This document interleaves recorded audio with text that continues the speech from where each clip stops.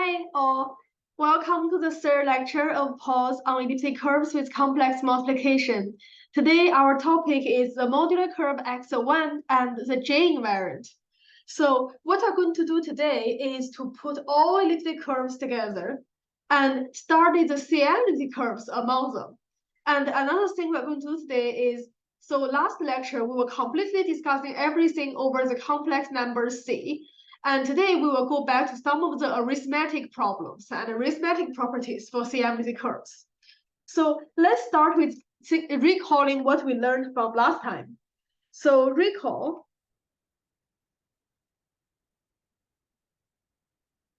Last time we discussed that isomorphism classes of elliptic curves over C are in bijection to lattices lambda, which can be written as z omega 1 plus z omega 2 inside C lattices up to homocity.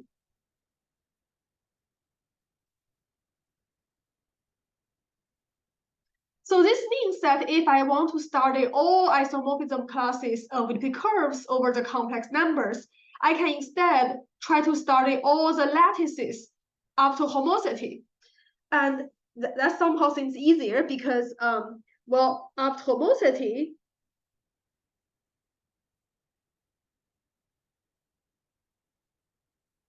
we can find so up to homocity, we can write lambda as a lattice with basis 1 and some complex number tau.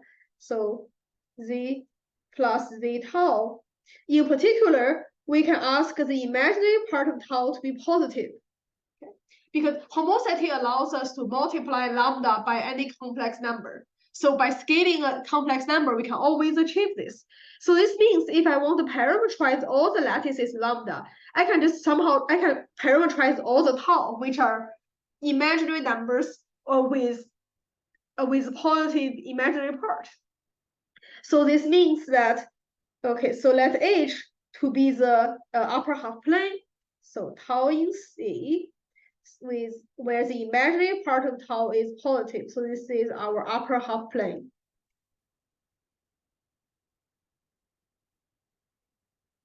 Okay, so we have a surjection onto homocity classes of lattices by each tau mapping to z plus z tau.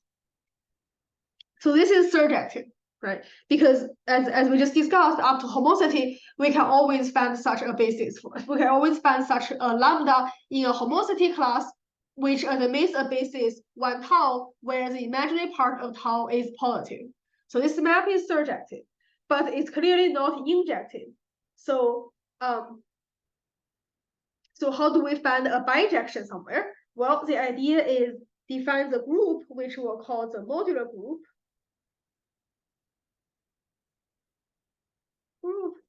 SL to Z. This group naturally arises in this problem.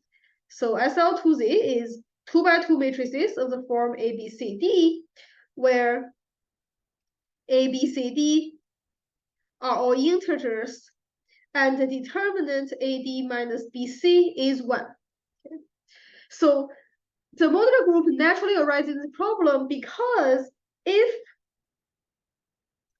lambda has a basis z omega 1 plus z omega 2, and if I have a different basis z omega 1 prime, z omega 2 prime, then what we will have is omega 1, omega 2 has to differ. So A plus, sorry. So we know that, well, since they are bases for the same lattice, so we know that omega 1, omega 2 has to be linear combinations of each other. C omega 1 plus D omega 2.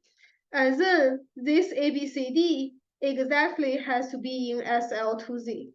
if omega 1, omega 2, omega 1 prime, omega 2 prime are two bases for same lattice.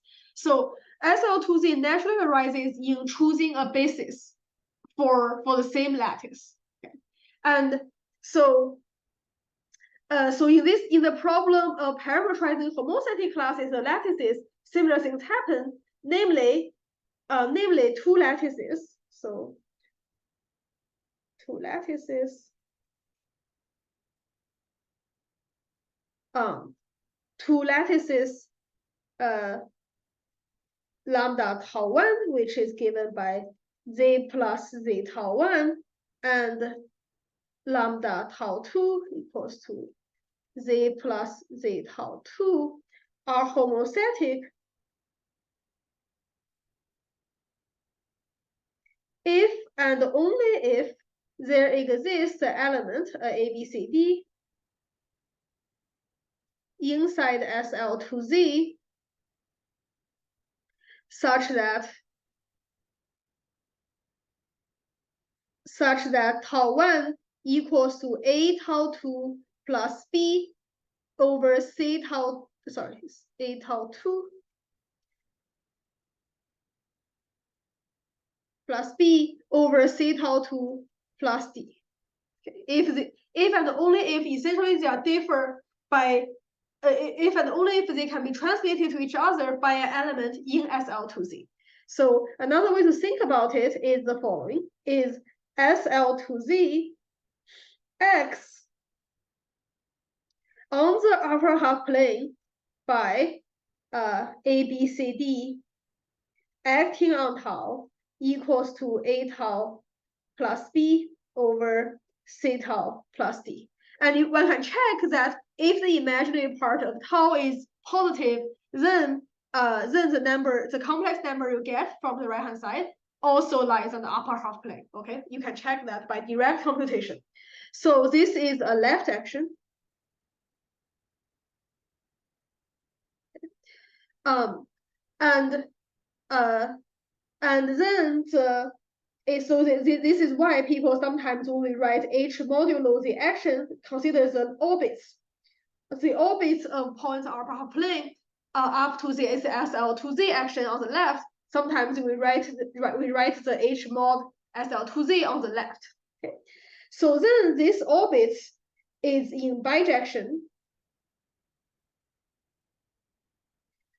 to the set to the homothetic classes of lattices. Classes of lattices. Okay. Which means that from our last lecture, this is in bijection to isomorphism classes of elliptic curves defined over the complex numbers. Isomorphism classes of elliptic curves defined over the complex numbers. Okay, so now let's think about, so this is what all isomorphism classes elliptic curves over C look like. Okay, so you see the picture, you already see this picture in the problem set 2. So the point is, if this is my real line, okay, this is my complex plane. This horizontal line is a real line, and the vertical line is the I direction, right? And then you can draw a half circle, which doesn't look very good here, with radius 1, and then at point minus a half, draw 2 straight lines. Well, this is not very straight. Okay, so when you draw all these lines, you get a region, this shaded region, which we'll call F. This is a so-called fundamental domain.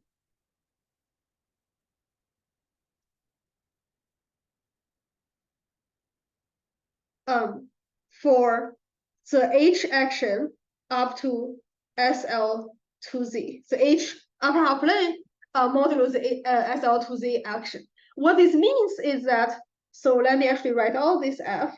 This F are all the numbers tau in the upper half plane, such that the real part of tau is bounded by a half, and also the absolute value of normal tau is greater or equal to 1. This is the set, which is the region we drew before. So it's called fundamental domain means that for any tau in the upper half plane, there exists the element A, B, C, D inside SL to Z such that there exists a unique such that A, B, C, D of tau is inside this fundamental domain. So there's a unique point in this fundamental domain that represents the orbit, the SL2Z orbit of tau. Okay, so the by fundamental domain, it just means that every point here exactly represents a orbit, or you can think it as a representative of the I guess it's not a subgroup, so it's not a coset perspective per se, but it represents the orbit exactly.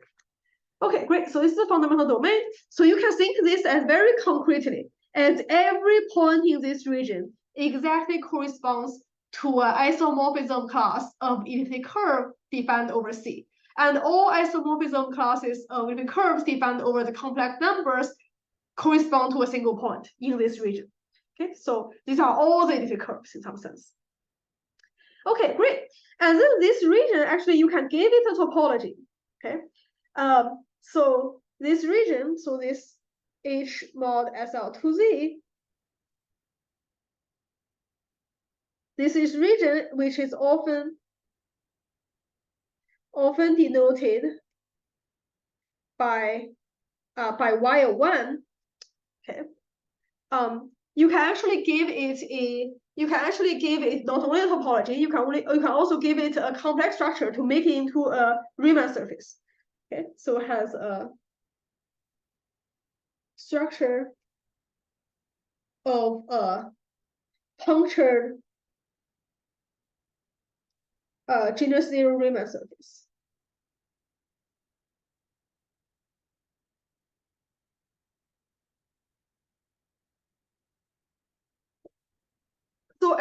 So what it means is that I think Silverman's book said this means that this Y1 looks like a two sphere with a point missing. Okay, you can think it as so the SL2Z actually will naturally identify these two vertical lines and also these two sides. So what you'll get is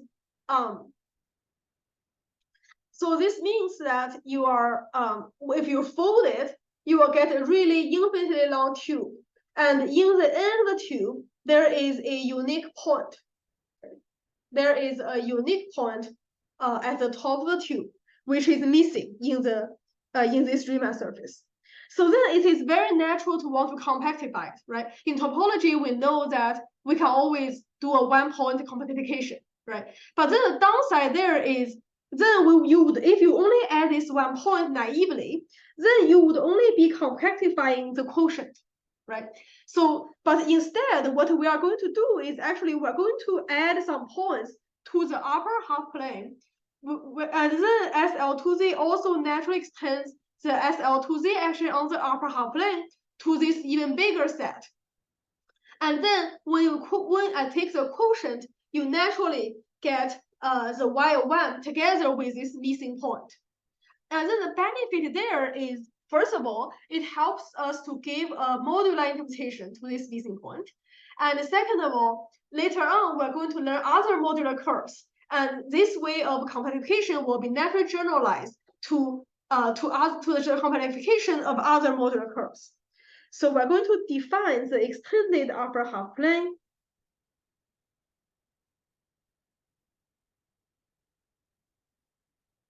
Upper half plane.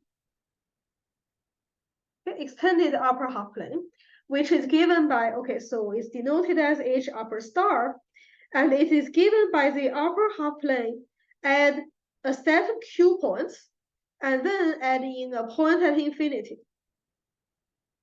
Okay, so if you think about it, is our upper half plane is is in the complex plane, everything above the real axis, right? Now what we're going to do is we add back in the Q points on this real axis. And also we add a point at infinity. Another way to think about it is you are adding a P1 of Q points. Okay. You are adding the Q points on a P1. Okay. Then we know that SL2Z naturally acts on P1 of Q. And this action is transitive. Okay. So this action naturally extends the action of SL2Z on the upper half plane. Okay. So then if I consider this action, I take the extended upper half plane and modulo the SL2Z action. What I will get is a compact Riemann surface. Is denoted is exactly the X1 in our title. This is a compact Riemann surface of genus 0.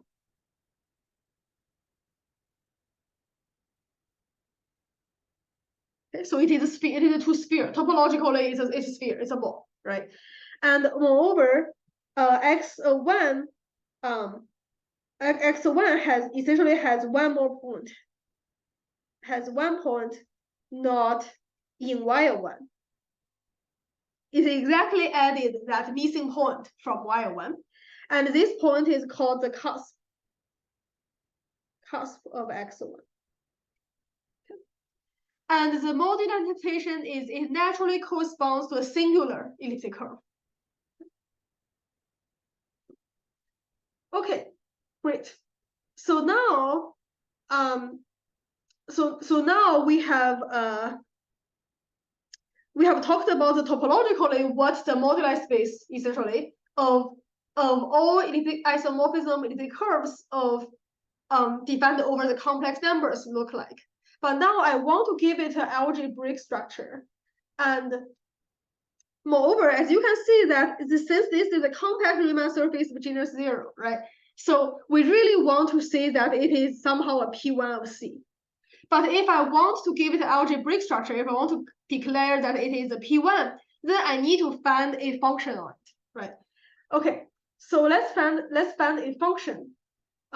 Let's find a function on this modular curve X1. Well, if I want to define a function on a quotient, then a natural thing to do is to try to define a function on upper half plane or extended upper half plane and prove that it is invariant under the action of SL2Z.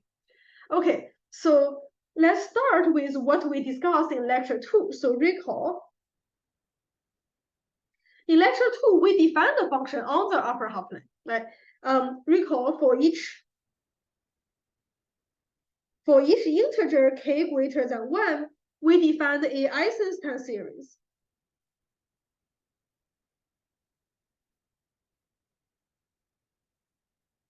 For a given lattice, so G2K of a lattice lambda, right, was defined as summing over omega in lambda, omega not equal to 0, 1 over omega to the 2K, right? So now, if I view, if I view element tau in the upper half plane as the omega tau, which is given by z plus z tau, I can consider the Eisenstein series as a function of tau, right? So we get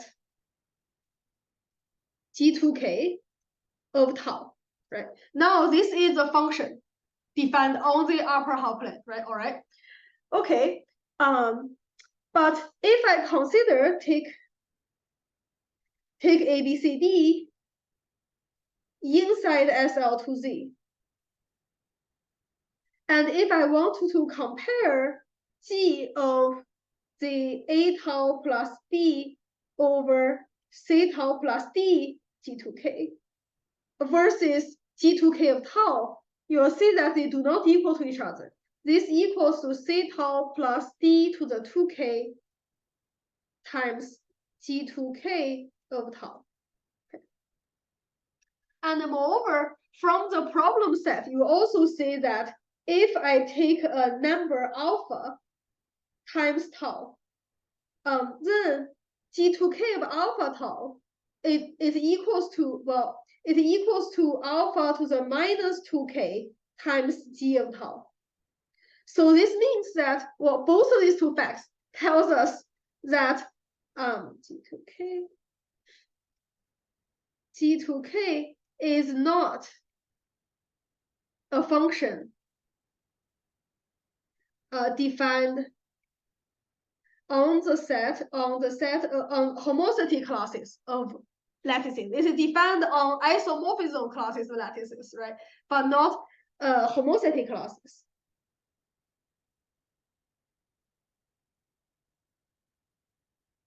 Okay. But if I use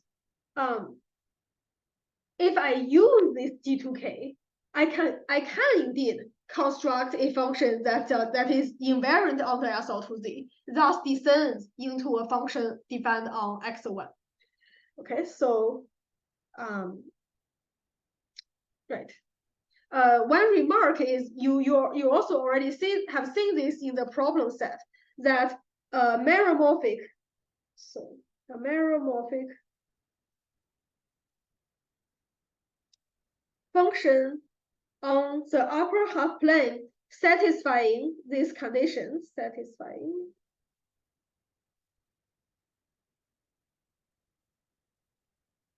condition star is called weakly holomorphic. Sorry, it's called weakly modular. It's called weakly modular.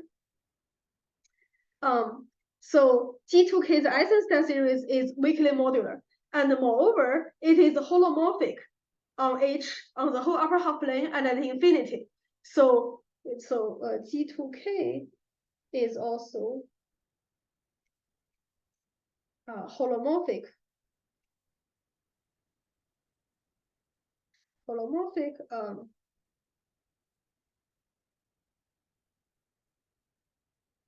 on the upper half plane H and at infinity. So this means that it is an example. So G2K is a so-called modular form of weight 2K.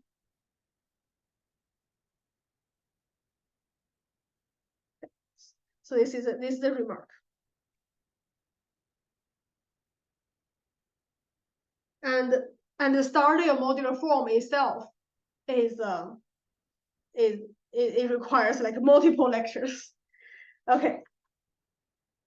So that's just a remark. Okay, but for now we can just think about, well, G2K themselves are, as I said, are not functions defined on homosity classes of lattices because it is not preserved by the action of SL2Z, right? But on the other hand, we can use this G2K to actually construct a function that is defined on the upper half plane and invariant under the SL2Z action. Thus, it is the function defined on homosity classes of lattices and thus isomorphism classes of infinity curves. So the function is exactly a J function. So definition, J function.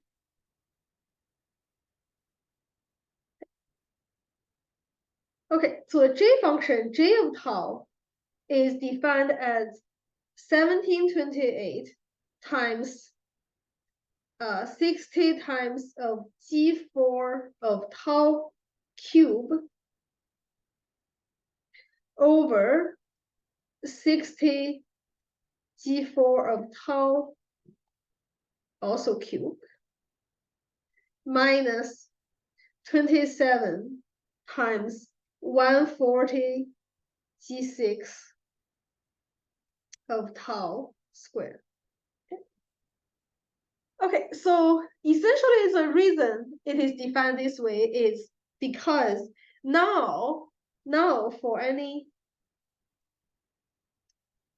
gamma inside SL to Z, we know that you can check that G of gamma tau equals to G of tau. So G is actually a function that's invariant under the SL to Z action. So it is a function on x of 1. Okay. So the important thing about the G function is, okay, so G exactly achieves what we want if, well, so the point is exactly achieves the things we want, namely two lattices lambda 1, lambda 2 are homothetic if and only if they have the same J invariant. Okay, so we found we essentially found the parameter for the genus 0 Riemann surface x1. Okay, so then the next thing is another thing about J I want to talk about is that note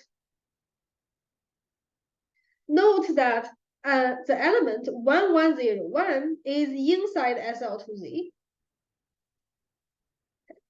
So this means that if I consider this how this element acts on tau is exactly tau plus 1.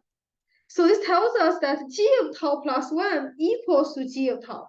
So this G function is periodic. So thus, if we take Q, so it has a Fourier expression. If we take Q equals to 2 pi I tau, we know that, so G has a Laurent expansion in variable Q.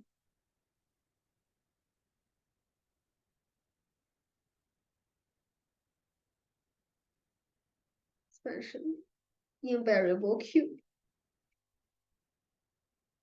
Okay. More importantly, let's look at the expression.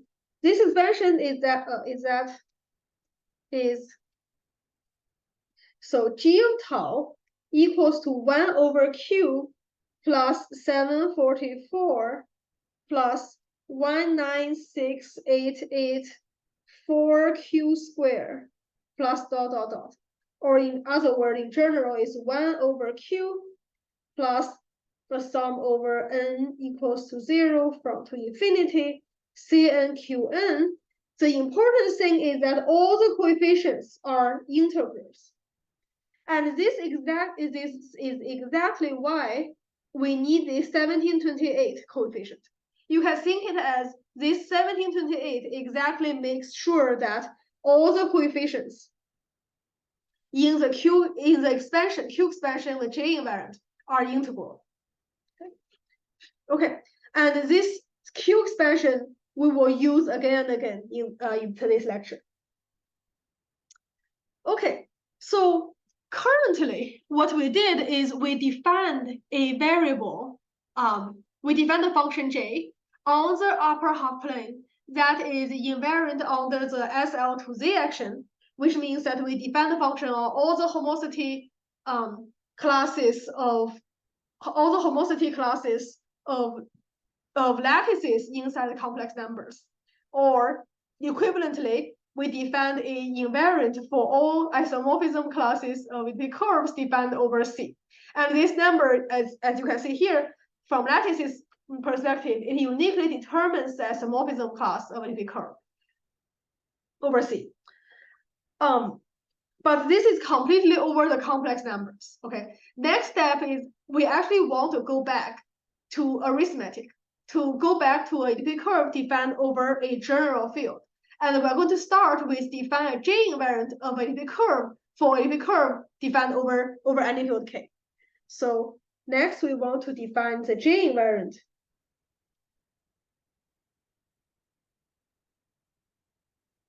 of E over any field K.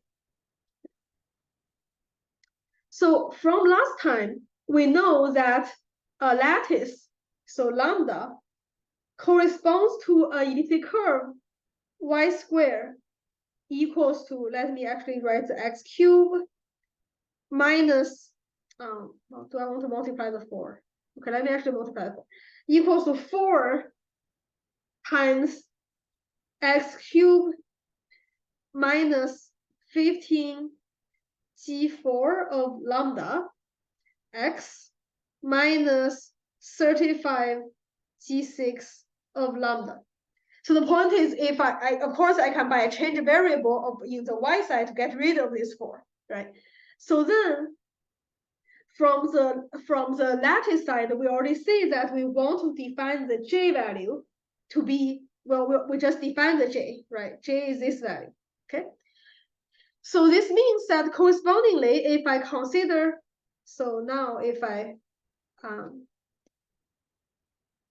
so this means that if I consider a elliptic curve y squared equals to x cubed plus ax plus b in general, I want to define, so define j of e, so this is my e, j of e to be 1728 times 4a cubed over 16 times 4a cubed plus 27b squared. Okay. So this is to agree with if I define is a J invariant of the corresponding lattice. Okay. So these definitions will agree. But now you see that this definition works for the curve defined over any general field K. Right. So this J invariant is defined from the coefficient of the Weierstrass equation of the curve. And moreover, if A, B are in K, the J invariant is just in K. Right. From a discussion of lattices, we know that if K is a subfield of C, if you can embed K into C, like if K is a number field, for example, then we have discussed that this J value uniquely determines the isomorphism class of this curve when you base change to C, right? But actually, in general, for any field K, this J value will uniquely determine. Okay, so J of E will always determines the isomorphism class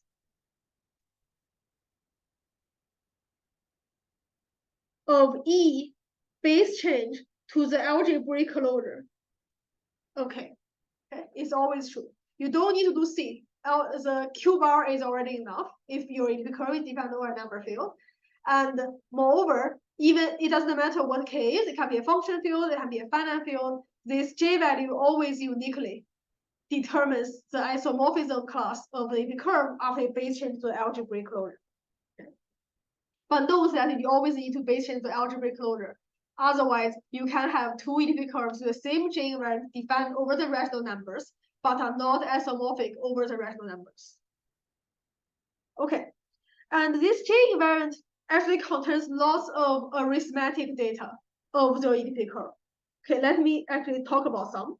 So first of all, we already noticed that if my E has a Weierstrass equation defined over K, then the J value is actually a number in K, right? And conversely, for any value J naught inside any field K, you can also have an elliptic curve. So consider the elliptic curve E naught, which is given by y squared plus xy equals to x cubed minus 36 over J naught minus 1728x minus 1 over J naught minus 1728. This is the curve. So J of E naught will equal to J naught. Well, as long as J naught is not equal to 1728 when this equation is not well defined, or 0. Okay, but we can also construct very explicit elliptic curves with J invariant 1728 and 0. So this means that given any number, you can actually construct a elliptic curve defined over that field with the field where this number is, and a elliptic curve whose J invariant is exactly that number. Okay, so this is a very cool fact, and it's actually non-trivial fact. Okay, so this means that if you are over algebraically closed field K, then the set of isomorphism classes of elliptic curves over this algebraically closed field K is in bijection to the set of elements in this field. Okay, this is one thing about that's one cool thing about the J invariant of the curves. Another thing is note that the cost. Well, because you already saw the Q expansion of the J invariant. If I try to evaluate the J function at the cost, then note that the cost of x1 corresponds to J value equal to infinity, right? So this is one reason you can think about it as in a modular interpretation. You can think it as having a singular elliptic curve there. I guess having a singular genus one curve there. I guess the singular is not elliptic curve. Okay. So we can do arithmetic with a J invariant. Namely, consider a field K. Okay, let K be a field and P a prime of K. I guess a prime of OK, more if I'm more precise. A prime of OK. Let E over K be an elliptic curve.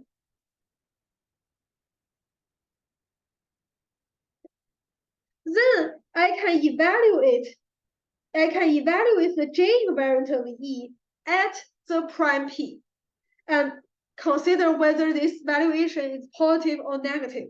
So if this valuation is negative, okay, in some sense, you can think it as you are having a power of the prime P in the denominator of your J value, right? If you think about K as the rational numbers Q, right? This valuation negative just means that you are literally, your J value is a rational number and you have a power of this prime P in your denominator. Then this means that the reduction of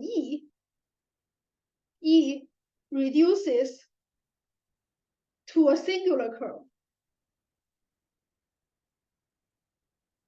at the prime P. Okay. At the prime P. And if V of P is non-negative, is greater or equal to 0, then E could potentially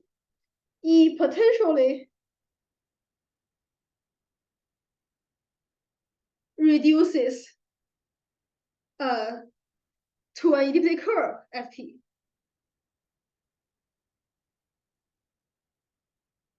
Well, potentially means that may need a field extension.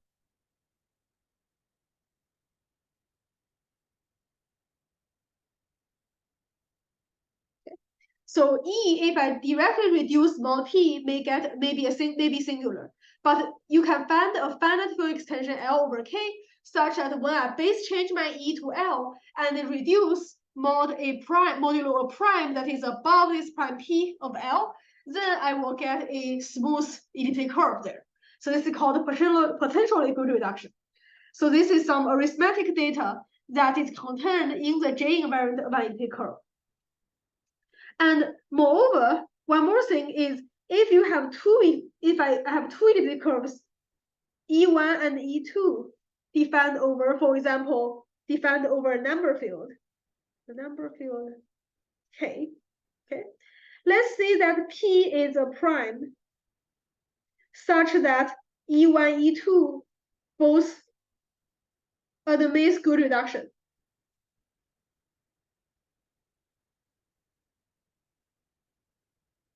Okay, so this very concretely means that I can find the Weierstrass equation for E1. I can find some Weierstrass equation for E1. So A1x plus B1 and E2, some Weierstrass equation E2.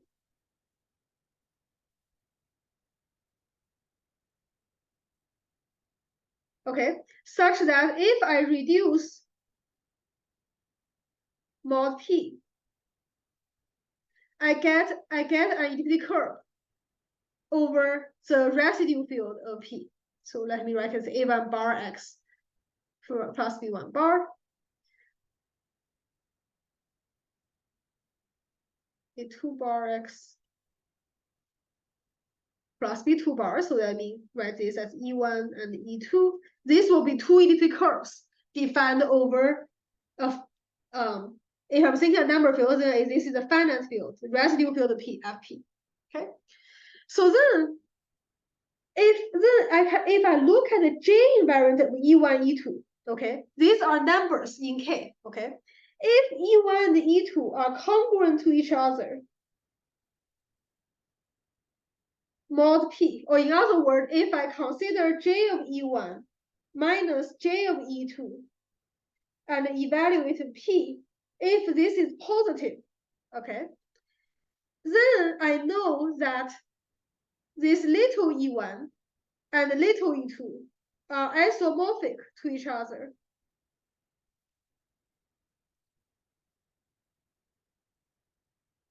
Isomorphic over FP bar. Okay. So this means that when I take the reduction for elliptic curve at a prime, the J invariant, I can also take the J invariant and reduce by that prime. And is this reduction of the elliptic curve, this reduction of the J invariant actually tells you the information of the isomorphism class of the reduction of the elliptic curve at that prime. So this is what I mean by the J invariant contains actually lots of arithmetic data of the elliptic curve. So it's completely arithmetic. It is not just a function defined over C. Okay. Okay, great. So this is about the J invariant I want to talk about. The last topic is every lecture we will always go back to our topic, namely CM elliptic curves. So the next topic I want to talk about is the J invariant of CM elliptic curves.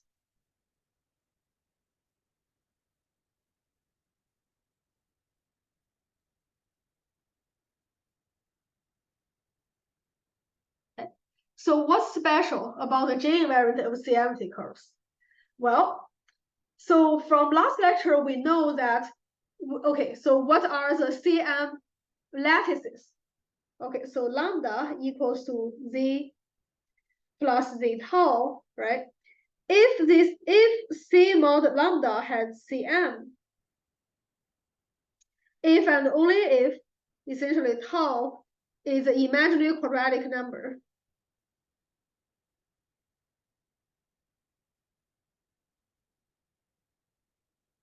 So we know which tau in the upper half plane gives rise to CM elliptic curves, right?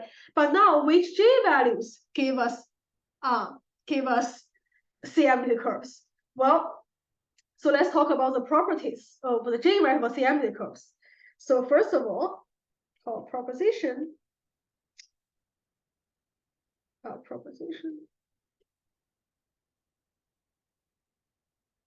So the J invariant of a CM elliptic curve is an algebraic number.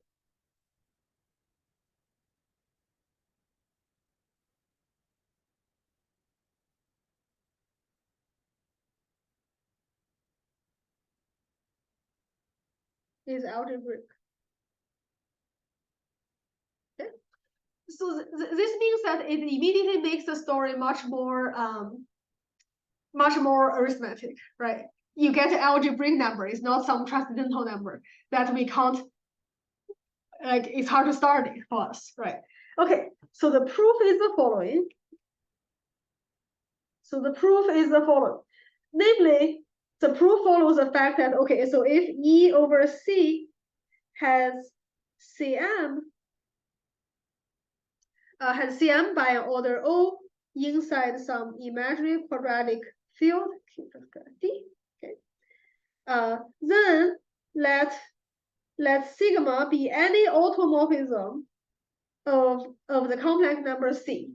Okay, then we can consider. Okay, so let E very concretely be defined as y squared equals to x cubed plus ax plus b, right? Then we can define E sigma to be y squared equals to, I can have sigma, literally x on my coefficients, a sigma x plus b sigma, right? So then this means that for any phi that is an endomorphism of E, we can construct, we can consider sigma composed with phi composed with sigma inverse. Okay. This will be a endomorphism of my E sigma, right? Because you see that we have a map sigma from E to E sigma. Namely, if I have a point xy, I can map it to x sigma, y sigma, right? So then this means that if I compose this way, I get, well, E sigma first, sigma inverse to E, then to phi, then sigma to E sigma, right? Okay, so this means that for every endomorphism of E, I get an endomorphism of E sigma. So this means that E and E is isomorphic to an E sigma. So this means that if E has Cm by O, then all the E sigmas has Cm by O. Right? Okay, but then from last time,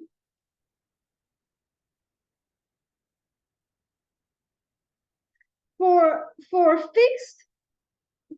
fixed order O, the number of isomorphism classes of E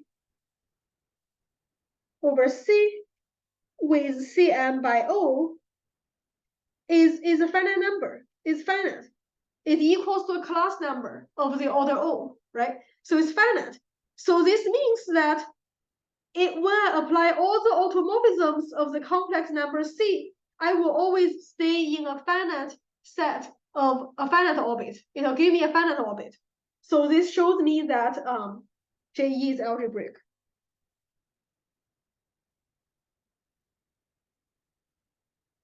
Because the J invariant, the J invariant of E is defined from the coefficient of the Weierstrass equation by sigma, right? So this means that when and J exactly is one-to-one correspondence to the isomorphism classes of the elliptic curve E. So this means that when I apply automorphisms of C on J, all the automorphisms of C on J, it is a finite orbit. So this exactly means that it is algebraic number, right? Okay, great. So, and also now you see that actually more, so this is the end of proof. And the remark is, you see that this means Q adjoint J of E, where E has, okay, so E has Cm by some order O inside a imaginary quadratic field, right? This means that if I consider the field extension Q adjoint J of E, this field has degree now bounded by the class number of O, right? By the number of isomorphism classes of all CM curves having Cm by O. And later on, maybe next lecture or next lecture will show that this is the equality.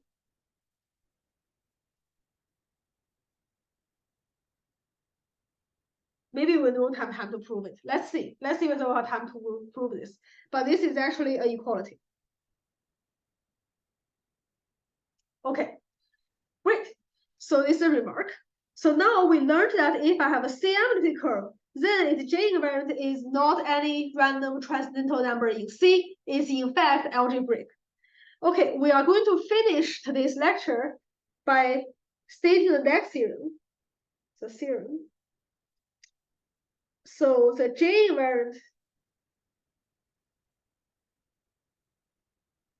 of a CM curve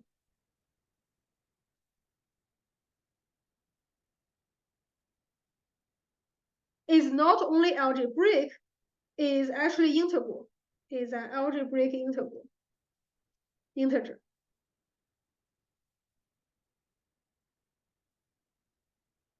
It's actually integral. So this means that, so from what we discussed, here, right? It tells us that a CM elliptic curve, so a CM elliptic curve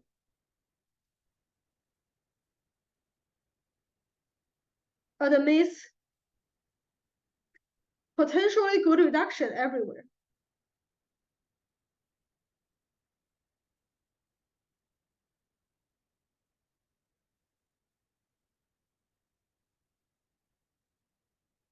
So there will be a finite field expansion of Q such that your CMC curve admits good reduction everywhere. Okay. So this is the last thing we're going to prove today. So, and I won't give you a full proof. I'll give you a sketch of proof.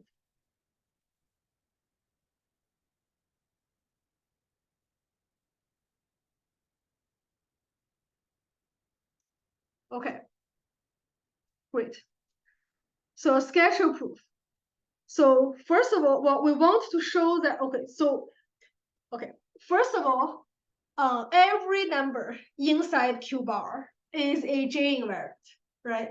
So of course, like every number can be a J invariant. It does not need to be algebraic integer, right? So, but now we're saying that CMD curves, their J invariant must be algebraic integers. So to use the fact that, to use the condition that our elliptic curve has CM, we need to first try to characterize CM. How do you characterize an elliptic curve having CM?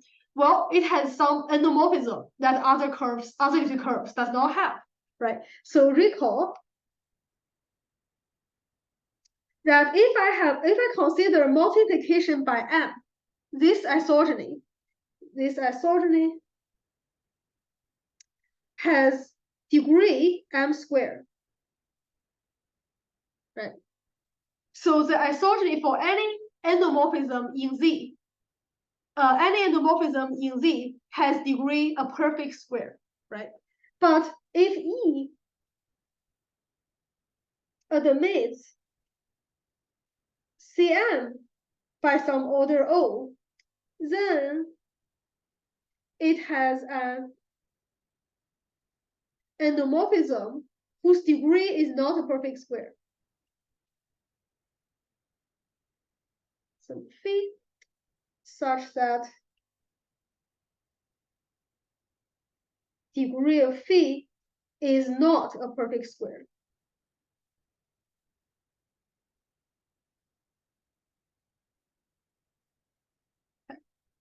So for elements inside O, so if alpha is in O, which is let's identified with the endomorphism of E, then the degree of this map alpha is nothing but exactly the norm of alpha.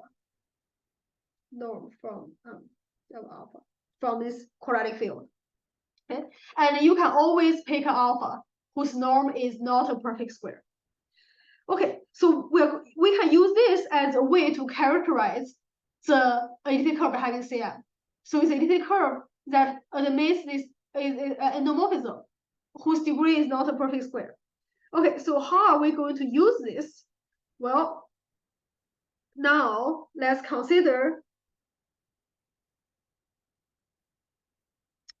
think about let's fix elliptic curve E. Let's consider for a integer m, let's consider all the elliptic curves which admits a degree map m isogeny to this elliptic curve. So consider lambda tau, which is z plus z tau. Okay.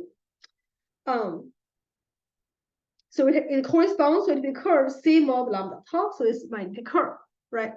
So I want to think about so eventually we want to think about which tau it actually admits a degree map degree m isogeny to itself. But let's think about all the other curves it admits a degree m isogeny to.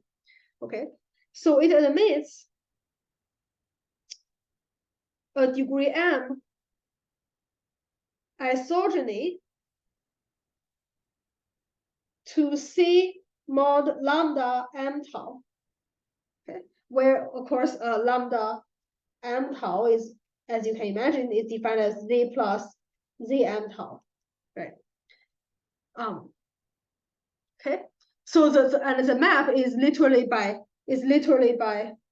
z map to mz. So this will give you a degree m isogeny. Okay, and as a matter of fact, all lattices lambda, which there is a degree m isogeny C mod lambda tau to C mod lambda arises as, so lambda will always be given as z plus z m gamma tau for some gamma in SL to Z. Okay.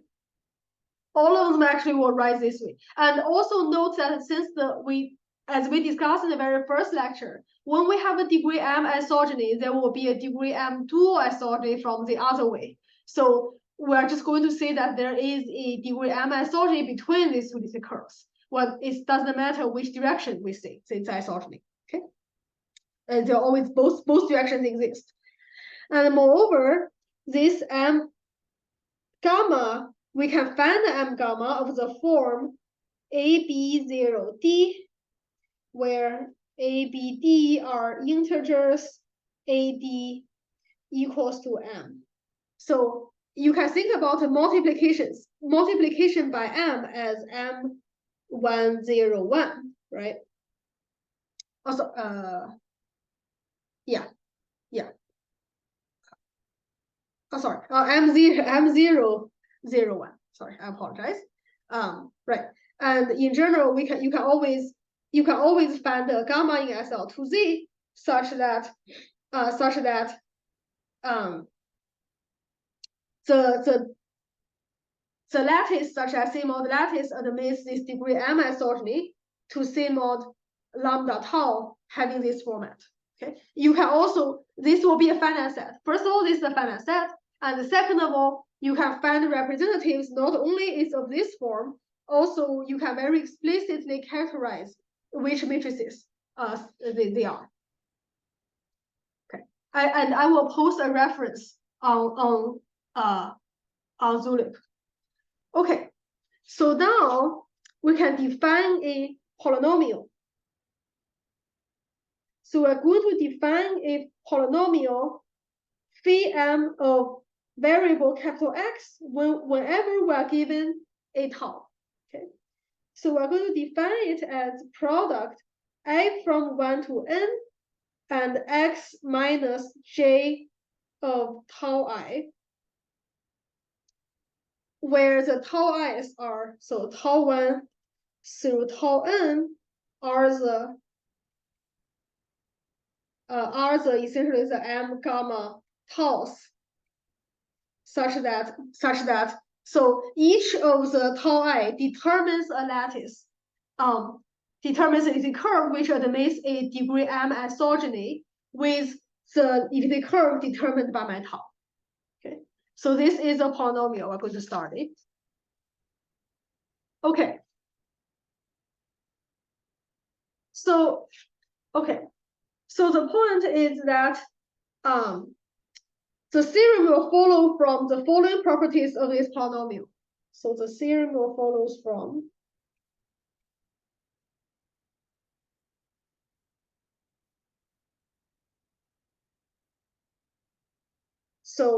one, this polynomial, if I consider it, if I vary tau, okay, if I vary tau, well, this currently is defined as a polynomial in terms of one variable capital X, right? But if I vary tau, what you'll see is that actually the coefficients varies as the polynomials inside J of tau. So this polynomial, if I consider it as a polynomial in variable capital X, it has coefficients in C adjoint J of tau. J tau of X. So the coefficients are all polynomials of the J function. Okay. Then second property is that now I can actually view this as a function in two variables, x, y, by taking y equals to J of tau, right? And you'll see that then this polynomial, you'll see that this polynomial is actually has coefficient, integer coefficients. So it's an integral polynomial in terms of variables x, y. Now 3, we're going to plug in at both x, y equal to x. So then this is a integral polynomial z of x with leading coefficients either plus or minus 1. Then we are done. The reason is the following. So this polynomial, the root of this polynomial for any fixed tau, right? The roots of the polynomial are exactly the J invariants of the elliptic curves, which admits a degree m isogeny to my elliptic curve determined by tau, right? Okay, if the elliptic curve I started with tau have Cm, then that means it admits a degree m isogeny to itself.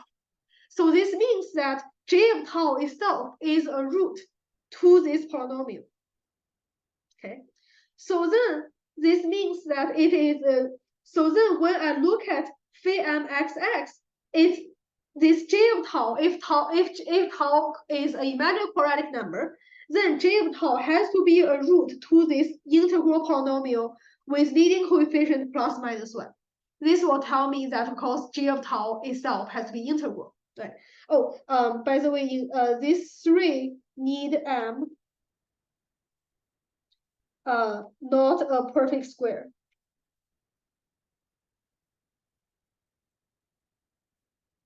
Right. Because, well, as we discussed, if m is a perfect square, then every curve admits a isogeny to itself whose degree is a perfect square, right? So then, of course, you shouldn't get the conclusion that the J invariant is integral for any polynomial.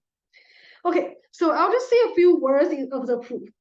So essentially, all the proof relies on the Q expansion of the J function. So the proof. Okay, so there are multiple proofs. Okay, I will leave some references on Zulip. So there are multiple proofs, but one proof I can use relies on the proof I'm discussing here relies on the Q expansion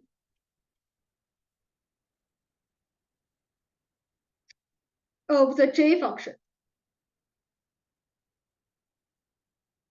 Okay.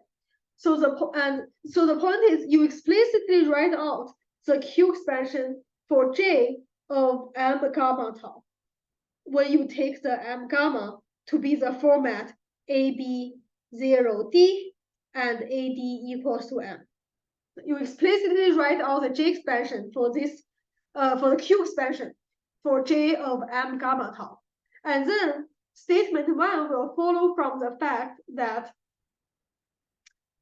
you'll see that all the coefficients are symmetric functions in all of these J of m gamma taus, and you can verify that these coefficients are meromorphic at the cusp and holomorphic on H.